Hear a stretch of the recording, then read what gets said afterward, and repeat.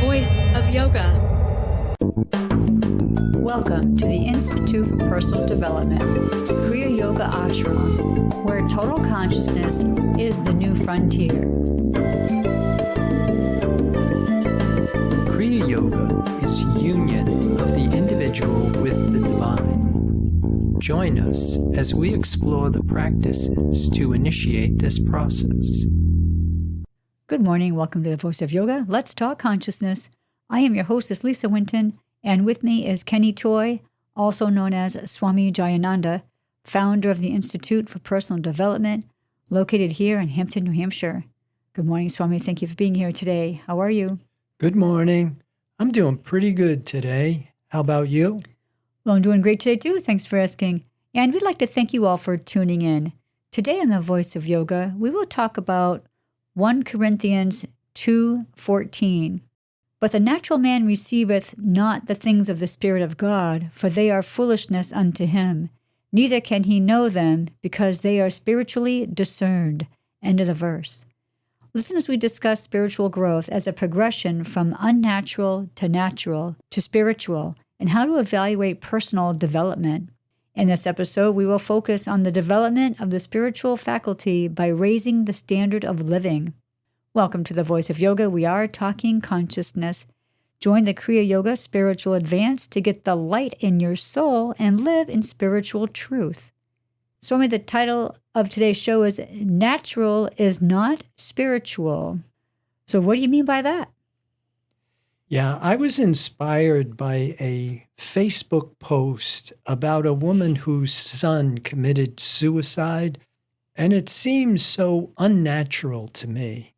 Then I remembered questioning my choice to name the Kriya Yoga Ashram under the umbrella of Institute for Personal Development Incorporated, and feeling like it was all a mistake.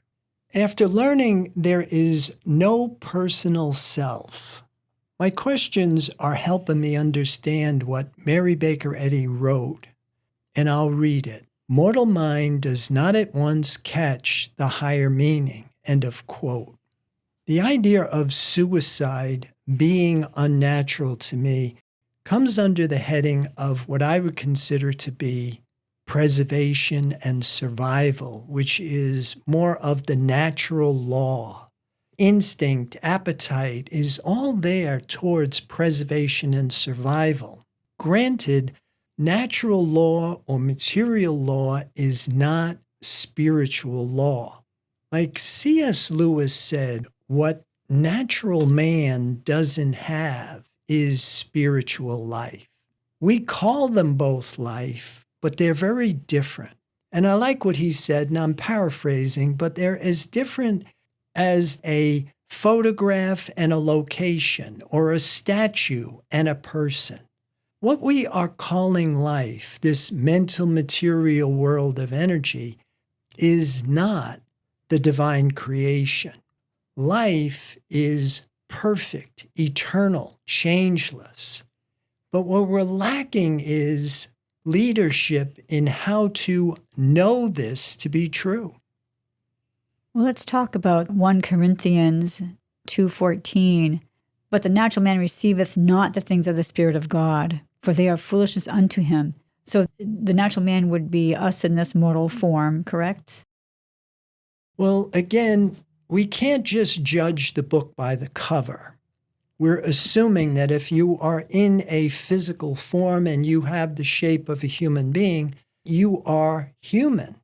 What we have learned and we have talked about since the inception of Institute for Personal Development, natural or human must be earned. Our original state of consciousness is where we are unconsciously aware. We're basically hypnotized and we're being individualized by the world mind. We had to be taught how to separate from the mortal mind, and then we had to develop these human characteristics. We had to develop human intelligence. And that would put us at a point of passage. It would elevate us from being reactive, emotional, unconscious to now intelligent, ambitious, careful.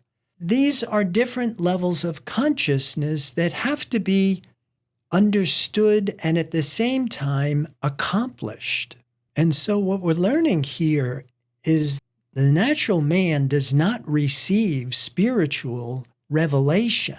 In order for us to receive spiritual revelation, we have to give up this mortal sense of existence.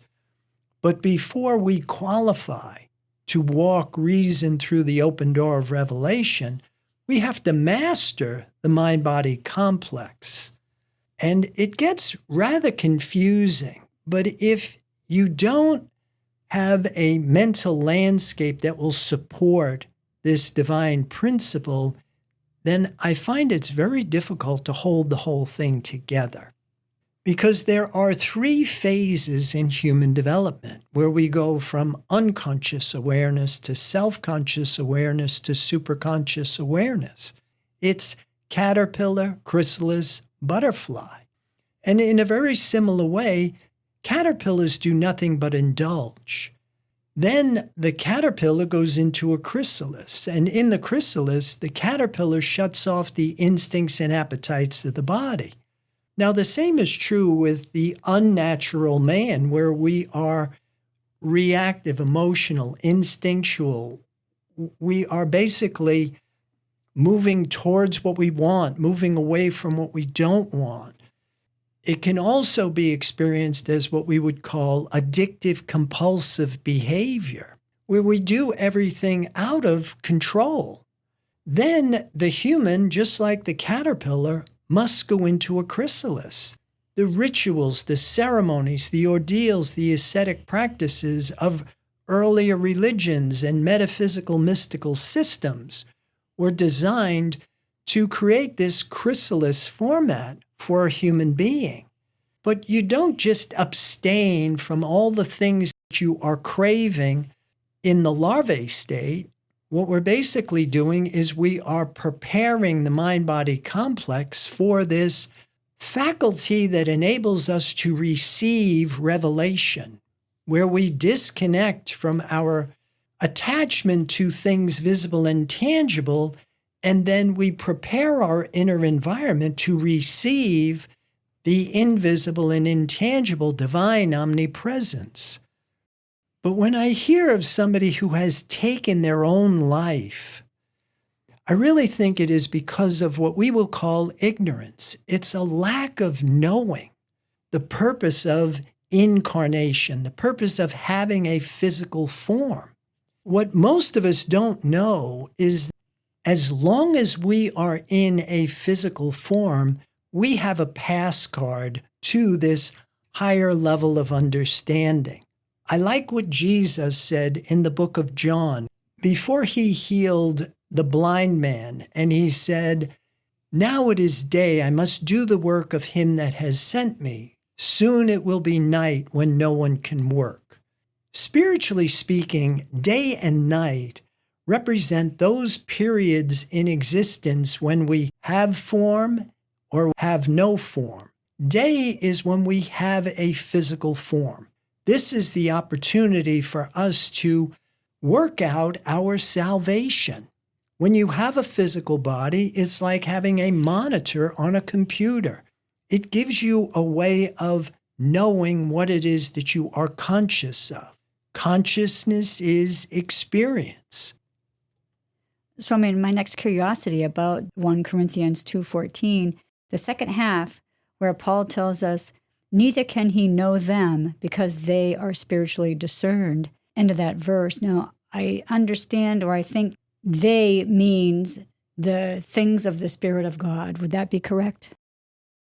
As natural human beings, we are working with the mortal mind. We are working with the human mind, which can't bring forth the divine image. There's no way of us knowing the divine truth with the mortal mind.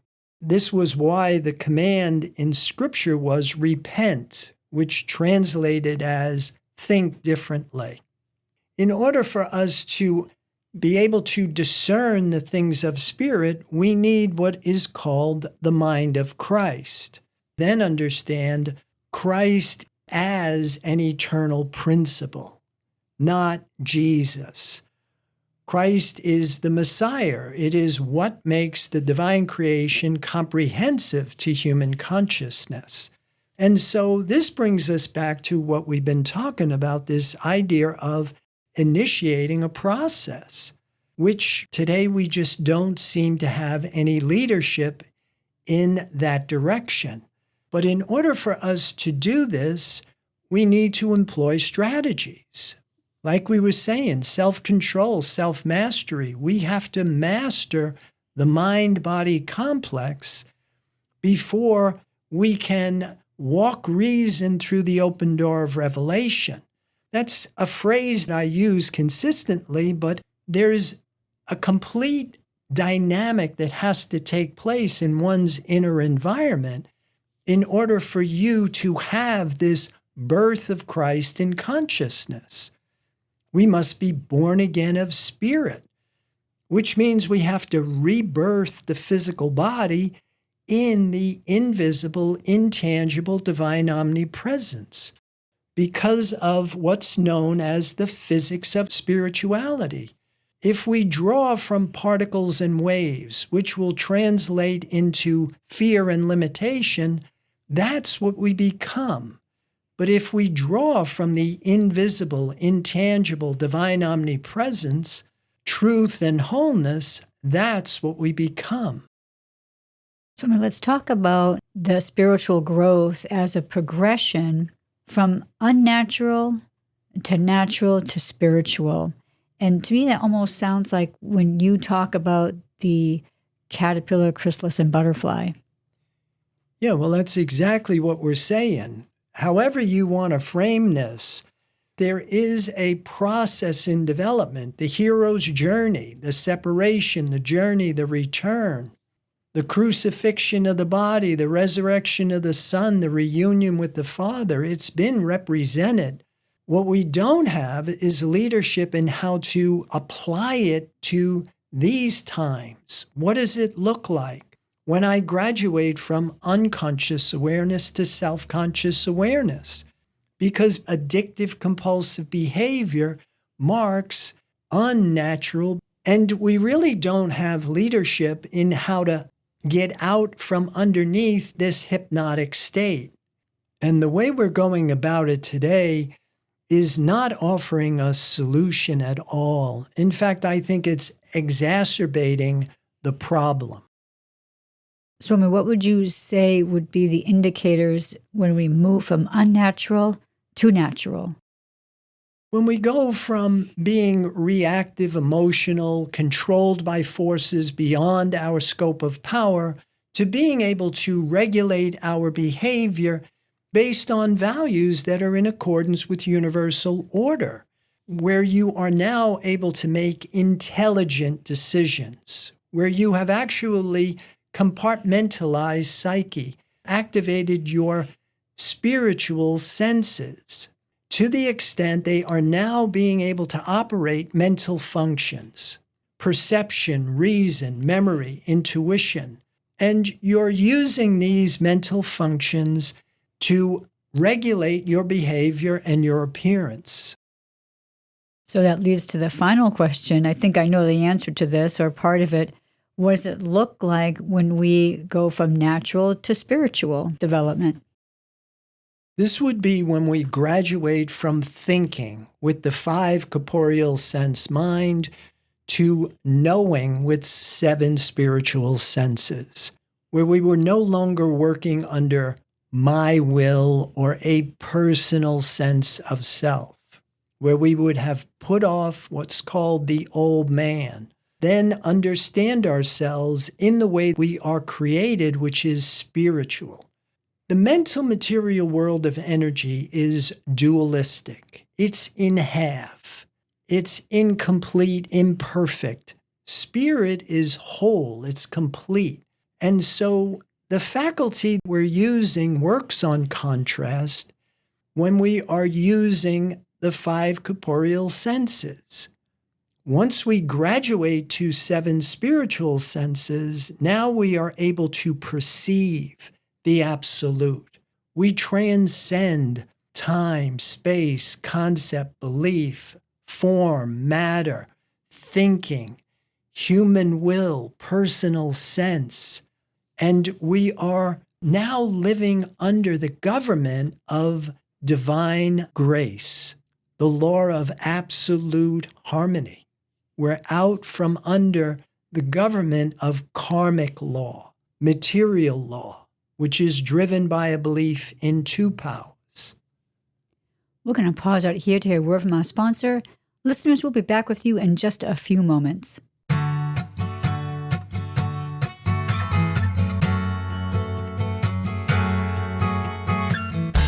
Institute for Personal Development Incorporated is a Kriya Yoga ashram offering yoga classes in all 8 stages of Kriya Yoga, including classes, personal training, teacher training, residential program, online live classes, and online products for self-discovery and transformation.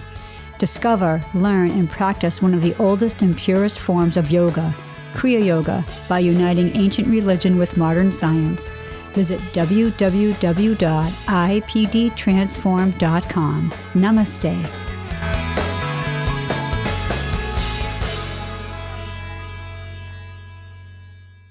Welcome back. For those of you just joining us, you're listening to The Voice of Yoga, and we are talking consciousness. So, Swami, you had mentioned earlier you have learned there is no personal self. It reminds me of a quote from C.S. Lewis, and I'll read it. What I call myself now is hardly a person at all. It's merely a meeting place for various natural forces, desires, and fears, etc., some of which come from my ancestors and some from my education, some perhaps from devils. The self you are really intended to be is something that lives not from nature, but from God. End of the quote. So it seems to me C.S. Lewis really kind of had a handle on unnatural, natural, and spiritual development. When I was in the building trades, we used to have a saying, sometimes the dumbest person in the gang comes up with the best idea. Just because somebody may not be growing psychologically and spiritually in a positive direction doesn't mean they don't have information that can be applied to what it is that we're talking about. I truly don't know where C.S. Lewis was psychologically and spiritually in his own personal process, but I do agree with a lot of the things that he's saying here. The idea here isn't to be able to be clever about this. It's not an academic or an intellectual accomplishment. It's physics. The idea of being born again of spirit has an evidence procedure.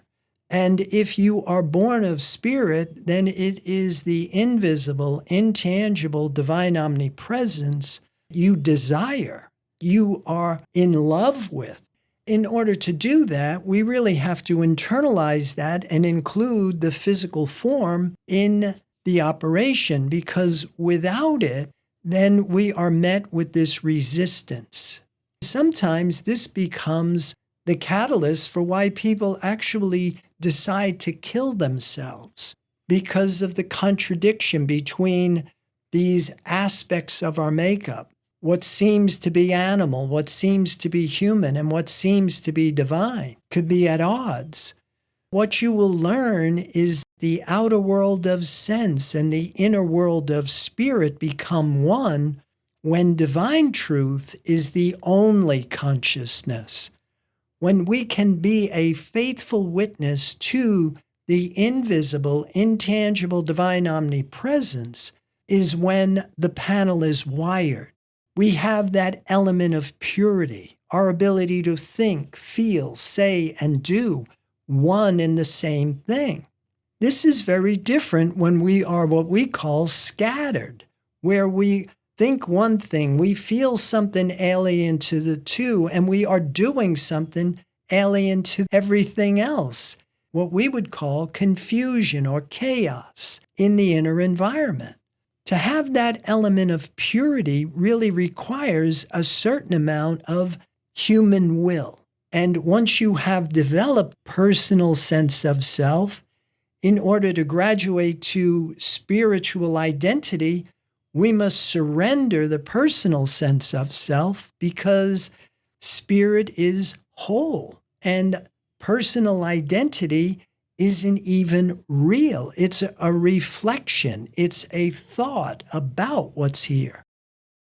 Swami, how did you come to the realization there was this need for personal development to even qualify for spiritual discernment? When I opened this, I was 100% behind this idea, caterpillar, chrysalis, butterfly. We needed to employ these strategies in order to initiate this process in development. And then when I came down with a condition, because what I was doing was very ineffectual against what I was experiencing, then I was introduced to the teachings of Mary Baker Eddy. And one of the things that I noticed about Christian Science, as opposed to the Kriya Yoga I was teaching, Kriya Yoga starts at the bottom. We start with the body, and we start with learning how to control how we think, how we feel, what we say, what we do. Yama is a very big part of the initiation, and you purify the mind-body complex in order to create the hospitable environment to receive divine revelation. When I was learning about Christian Science, I found Christian Science doesn't do any of that. They just accept God is all, everywhere, always. What I also found, though, is Mary Baker Eddy didn't teach any of this stuff, but she grew up in a very austere Calvinistic Christian environment.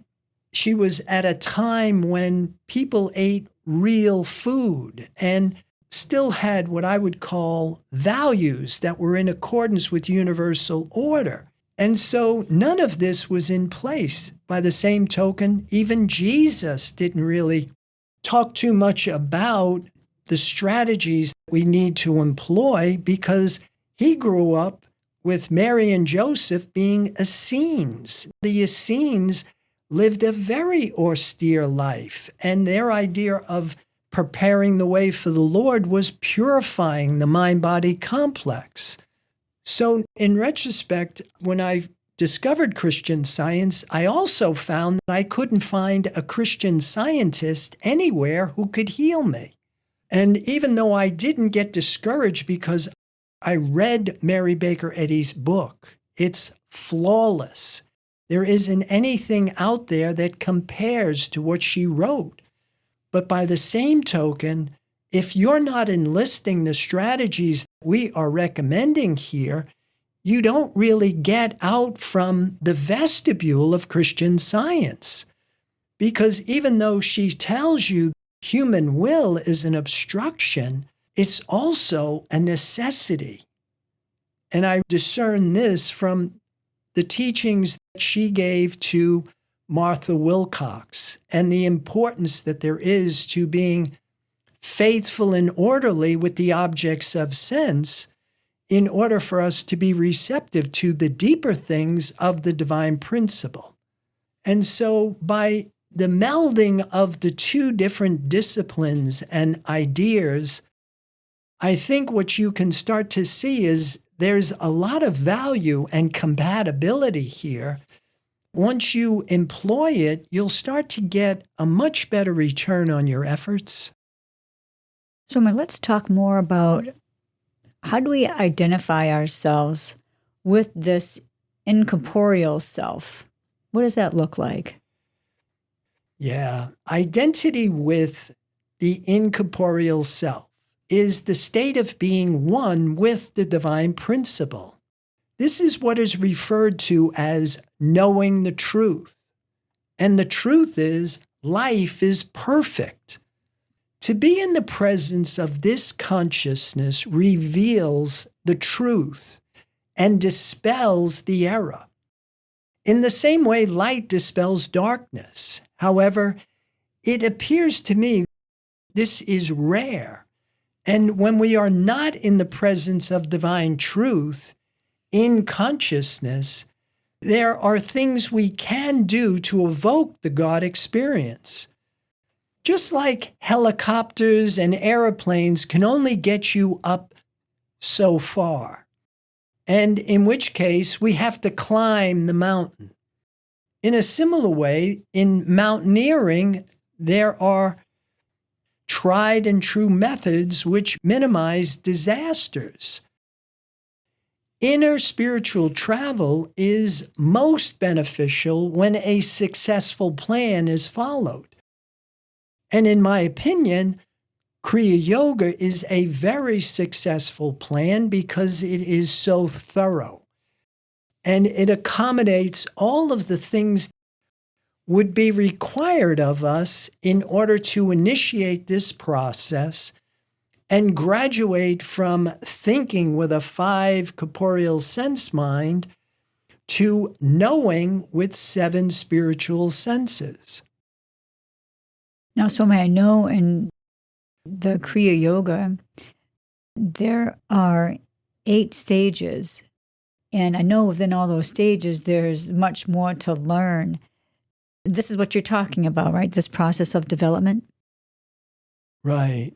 That the 8 essential stages of Kriya Yoga break down into practices and a process. The practices are a path of action, a path of knowledge, a path of devotion. The process is, like we've been saying, is unconscious awareness to self-conscious awareness to superconscious awareness. Also, I know there's many tools and information on the website, ipdtransform.com, that could help the listeners understand these 8 stages. But for now, it sounds to me like these 8 stages would really help us build this stairway to heaven that we had talked about in earlier shows. Right. Building your stairway to the divine self can be visualized by using the symbolism even in Genesis 1. The upper water, the firmament, the lower waters. This gives me a diagram for a vertical climb. For me, we climb out of unnatural or chaos, the original state of consciousness where everything is intermingled with no distinctions. It's one big mess. But it's one and can be mistaken for the one true being. This is what is called sin, mistaking the false for the real. Everything is everything, and God is all, and we move toward what we want. We move away from what we don't want. But you'll find it's not the way to liberation, or I like what Jesus said, I am the door. Whoever comes up to the sheepfold in some other way is a thief and a robber. This way of knowing the truth, the only way we can know the truth is by having this birth of Christ in consciousness. Without the Christ, there's no way of knowing the truth. Life is perfect. It's whole. It's complete. The idea here is we stop trying, striving, struggling, seeking, planning, or even asking. We make our minds aware for the presence of the divine creation. Initially, you start with a belief in the divine truth. But belief in the divine truth will develop into faith. You will start to see, by accepting and living in the knowledge of the infinite divine self, will begin to take care of what seems to be a finite mortal sense of self. Swami, thank you for your insights for today. Listeners, be sure to visit the website www.ipdtransform.com. On any of the pages as you scroll down, you'll see several buttons there to further your understanding. Swami, any final thoughts about today's show? Well, I would like to encourage people to join the Kriya Yoga Spiritual Advance, get the light in your soul, and live in spiritual truth. Namaste. Thank you for listening to The Voice of Yoga. This is Lisa Winton, along with Swami Jayananda, signing off. Have a wonderful Kriya Yoga realization. Namaste.